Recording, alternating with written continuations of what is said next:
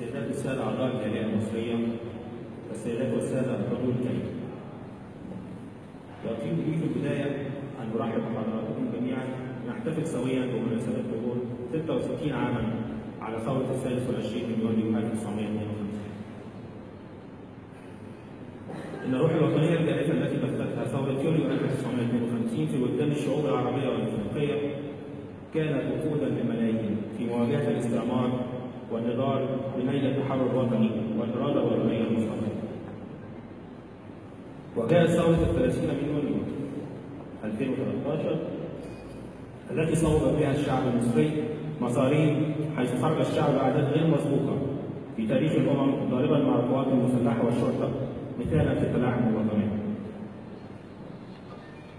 ويواصلون حتى الآن مسيرة البناء والتعمير والتنمية، كما يجابهون سويا الإرهاب الذي يحاول الوقوف أمام إرادة المصريين وأمالهم وتطلعاتهم. الإرهاب الذي بات خطرا يهدد جميع الشعوب والدول وأصبح لا يعرف حدودا ولا أديانا، وهو الأمر الذي يتطلب معه ضغط العهود الدولية لمواجهته والقضاء عليه. ومن ناحية أخرى فإن مصر تواجه تحديات غير مسبوقة خاصة على الصعيد الاقتصادي، إلا أن مصر حكومة وشعبا عازمة على المضي قدما لتتخطى كافة العقبة بفضل جهود أبنائها الكثير. ولا ننسى في هذا الصدد الإشارة إلى الإنجازات التي تحققت على الصعيد الاقتصادي على مدار الأربع سنوات الماضية، بالإضافة إلى المشروعات القومية الضخمة في شتى المجالات والتي ستساهم بلا شك في تعزيز التنمية الاقتصادية والاجتماعية التي يطمح لها الشعب المصري. كما تذكر الإشارة إلى الإنجازات التي تحققت على الصعيد الأمني والعملية الشاملة الجارية حتى الآن في سيناء بفضل وجود الجيش والشرطة. واسمحوا لي في هذا السياق أن أتوجه بأسمى آيات التحية والإجلال لأرواح شهداء مصر من القوات المسلحة والشرطة الذين بذلوا أرواحهم فداء وطنيا في التصدي للإرهاب.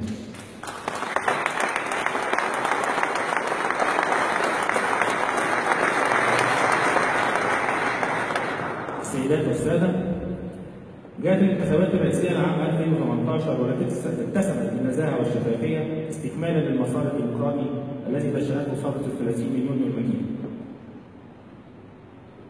وأود الإشادة في هذا الصدد بالمشاركة الإيجابية للمصريين في الداخل والخارج في تلك الانتخابات والتي عكست تطلعاتهم إلى مستقبل مشرق لمصرنا الحديث. السيدات والسادة،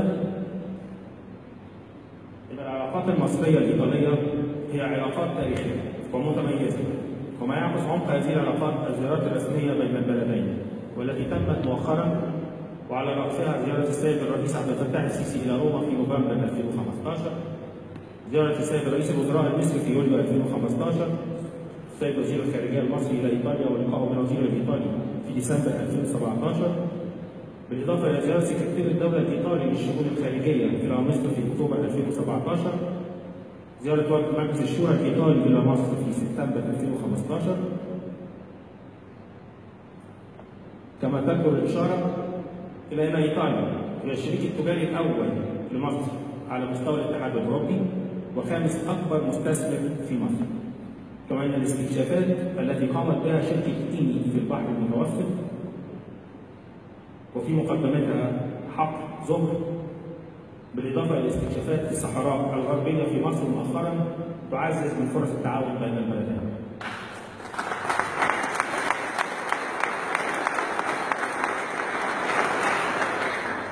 ختاما، إذ أشكر حضوركم جميعا للمشاركة سويا في إحياء ذكرى ثورة يوليو المجيدة، فإنني أتمنى لمصر وإيطاليا المزيد من التعاون لرفع العلاقات المتميزة بين البلدين ولدعم المصالح المشتركة ورفاهية شعوبنا.